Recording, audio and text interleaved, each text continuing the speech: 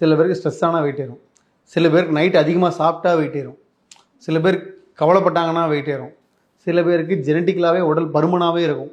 So எல்லாத்துக்குமே ஆனால் common டயட்டாக சொல்லணும் அப்படின்னா காலை இரவு 2 வேளையுமே கருப்பு கவுனி அரிசியில் கஞ்சி குடிக்கலாம். இப்போ எனக்கு என்ன சந்தேகம்னா சார், டெய்லியுமே கருப்பு கவுனி அரிசியில கஞ்சி குடிக்கலாம், அதுவும் 2 வேளைன்றது, அதனால ஏதாவது சைடு எஃபெக்ட்லாம் ஆகாதா சார்? சைடு எஃபெக்ட் அப்படின்னா இருக்குது. கருப்பு கவுனி அரிசியை பொறுத்த வரைக்கும் சைடு எஃபெக்ட் இருக்குது. உங்கள் உடலில் ஏதாவது முற்றிய நிலை நோய் இருந்தால் குணமாகும், இதுதான் சைடு எஃபெக்ட்டு. உடம்புல உபாதைகள் இருந்தால் சரியாகும். அப்புறமேட்டு வந்து பார்த்திங்கன்னா உடம்புல தேவையில்லாத நீர்கள் இருந்தால் அந்த நீரை வெளியேற்றும். கொழுப்பு சத்துக்களை உடம்புல தேவையில்லாத கொழுப்புகளை குறைக்கும். ரத்தத்தில் இருக்கக்கூடிய கழிவுகள் நிறைய வெளியேற்றும். ஆர்கன்ஸ் உள்ள இன்ன ஆர்கன்ஸ் இருக்கு இல்லையா, உள்ளுறுப்புகள், இதில் ஏதாவது பலகீனம் இருந்தால் அந்த பலகீனத்தை சரி பண்ணி கொடுக்கும். மன உளைச்சலை குறைக்கும். அப்புறம் நிறைய உபாதைகளை சரியாக்கும். இதுதான் அதனோட சைடு எஃபெக்ட். எதுக்கு கேட்டேன்னா சார், அளவுக்கு மிஞ்சால் அமுதமும் நஞ்சு அப்படின்னு சொல்லி நல்ல கஞ்சியை தான் எடுக்க சொல்கிறோம், சாதமாக சாப்பிட சொல்கிறோம்.